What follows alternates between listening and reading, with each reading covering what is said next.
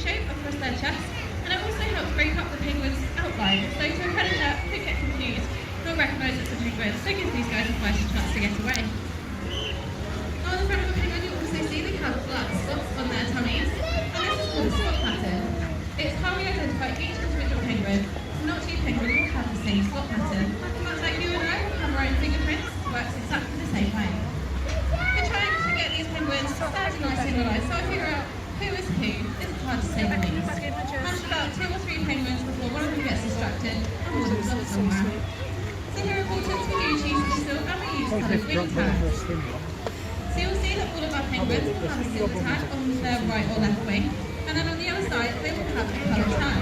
So in front of me here, you can see the penguin has a silver tag on the right wing, and then on the left wing he has got a yellow tag with a red dot. So I know for a fact that this is Frank. And it works the same with all our other penguins, but they might have a colour that's blue, green or red. Now in the wild, these guys will have a range of different small fish to eat, mostly small silvery fish. They'll normally eat anything they can get their little beaks around. So they might have the occasional small crustacean or small squid.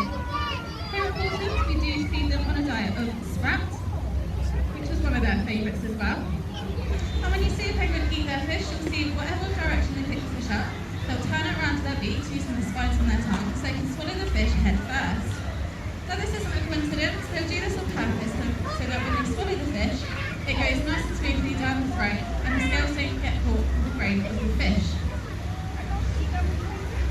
The only time they will swallow their fish tail first is when they have chicks. So they'll have to swallow the fish tail first so that when they go to take their food, they know that their chicks are getting it the right way and the most comfortable way. So they're good parents by doing this. Now these guys have 3 different swimming techniques. They will show 2 of them very nicely for you today.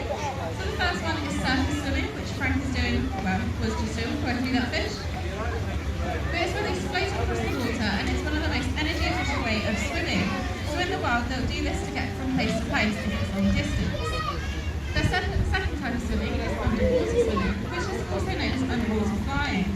Because as you know, penguins cannot fly in the air, they will use their body the same way a bird in the air would do, just underwater. So they'll use their wings to propel themselves through the water to get really good speed, and then use their tail to change direction. Now the third type of swimming, I was hoping somebody might start it as I start talking about it. The third type of swimming is called porpoising. So it's just like the name, when a porpoise or a dolphin jumps in and out of the water, penguins do exactly the same thing. So they'll get really high speeds off the water and then start jumping in and out.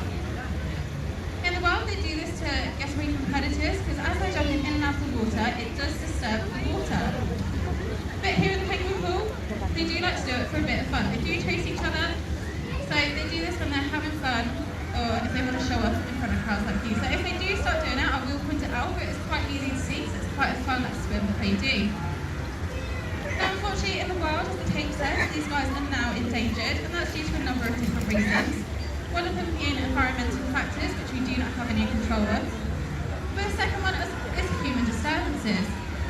So these human disturbances include leaving old fishing nets in the waters, overfishing and overharvesting of guano. Now for those who don't know, guano is just another name for bird poo. Doesn't sound entirely appealing to us, I know. But for these guys in the wild, they absolutely love it. They will find a big mound of guano and make little burrows into the side of it. And this is where they lay their eggs, as it is great protecting